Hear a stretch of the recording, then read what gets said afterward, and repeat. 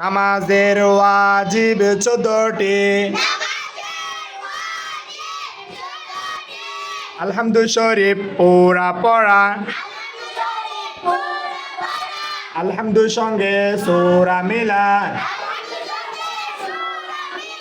রুকু সিজদায় দেরি করা, রুকু হইতে সোজা হইয়া,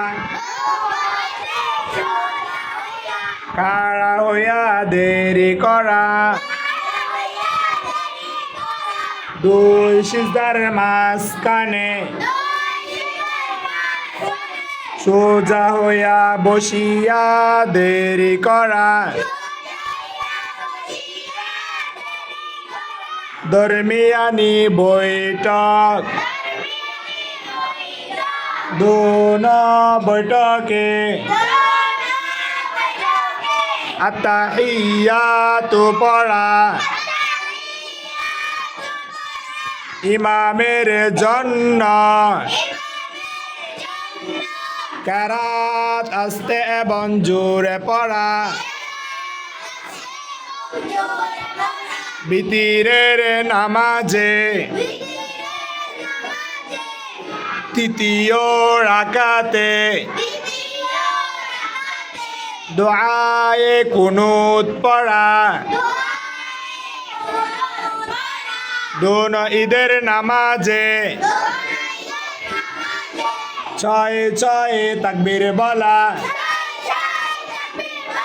প্রত্যেক ফরজ নামাজে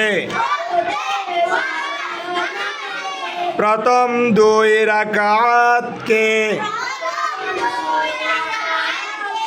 কেরাতের জন্য নির্ধারিত করা, প্রত্যেক রাকাতে ফরজগুলি তার ঠিক রাখা, প্রত্যেক রাকাতে ওয়াজিবগুলি তার ঠিক রাখা। আসসালামু আলাইকুম বলিয়া নামাজ শেষ করা।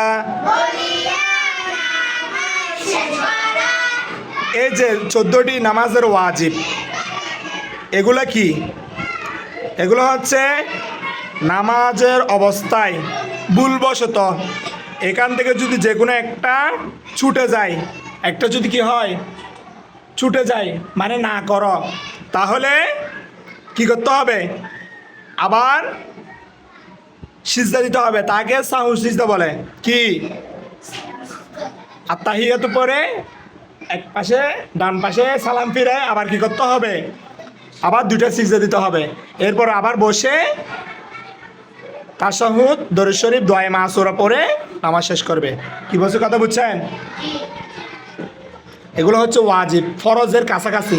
ফরজের কাছাকাছি। ফরজ মানে অবশ্যই করা। ফরজ মানে কি? অবশ্যই করা।